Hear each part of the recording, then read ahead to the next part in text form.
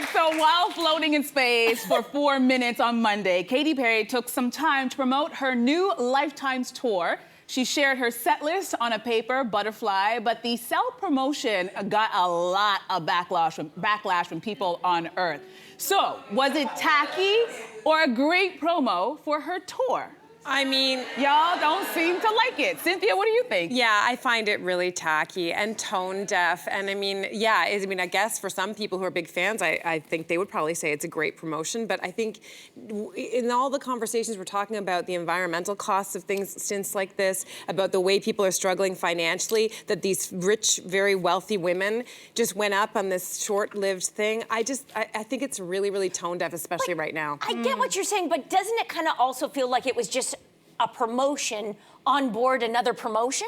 Well, do you know what I mean? Like, it was like a brand partnership. So I can understand some of the outrage, but Katy Perry wasn't sent out into space to discover new life forms. You know, she was sent out into space. Thank you. For this brand partnership. Yeah. So I don't know. I love making fun of it. Yeah. But I don't know, the earnestness, I think it's misplaced a bit. We could be mad at, other things. Yeah. Rather than her. Rather than her. Okay. No, I'm so with you. We're so on the same page. I'm kind of indifferent to this whole Blue Origin commercial that we watched on Monday, because that to me is exactly what it was. And so I know everybody's saying, and they have a very good point. There are other ways to spend that money, especially in this economic crisis. But the question is, was it tacky for her to promote her album? Well, what do you think they sent her up there for? As to your point, she's not an astronaut. She's a singer. She's not there to teach people about STEM, folks. It's Katy Perry. This is all that she does. She's gonna hold a flower and show you what she's doing. And I bet you that her, not only Blue Origin, but also her record label, like, this is the perfect thing for us to do, the perfect marriage. It's backfired, but I'm also noticing, and I'm a little disappointed that I understand people can feel the way they want to about this whole expedition, but I'm noticing online all of the criticism is coming from women. Women, and a large number, are really hating on these women for doing this expedition that lasted all of, 11 minutes? And that, to me, is a little disappointing. Yeah, I will say that, I don't think it's anti-feminist to criticize other women.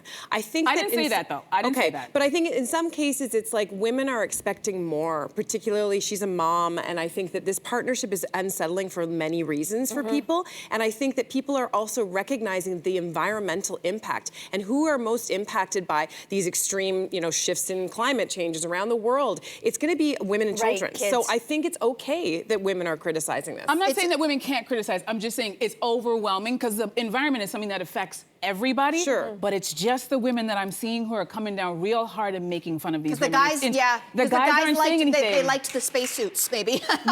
There was a really great tweet online. Someone said, women going to space before having equal pay and universal reproductive health care is so American. That's true. I mean, not to make this too serious, because I think, it was a tacky move, but a pop star is going to pop star, and that's exactly why she was there. I will say, sadly, the story of the Gayle Kings of the world and the Lauren Sanchez's and the Katy Perry's, it has overshadowed a really amazing story of other women that were actually in that capsule that we're not talking about. And if you guys know that there was the very first Vietnamese woman who was ever in space, and her name is Amanda Nguyen. She was part of that squad that went up there. And the reason why her story is so powerful is because her name, who we don't necessarily know, like a Lauren Sanchez or Katy Perry, she single-handedly created a Bill of Rights for sexual assault survivors. She was actually in Harvard because she wanted to be an astronaut. She was studying astrophysics. Obviously, that's not my area of study. But she was there, and she went to a frat party in her senior year, and she was sexually assaulted.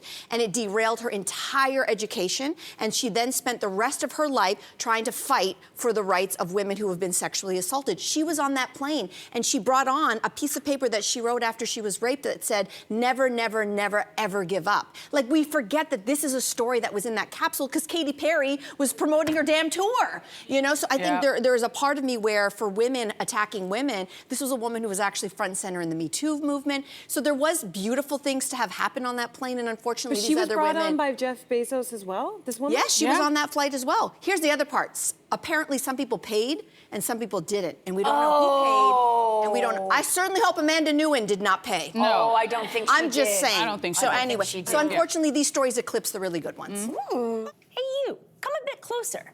We've got so many more must-see interviews, spicy debates, lifestyle tips, and pop culture moments. So subscribe to our channel by tapping the logo below and don't miss out.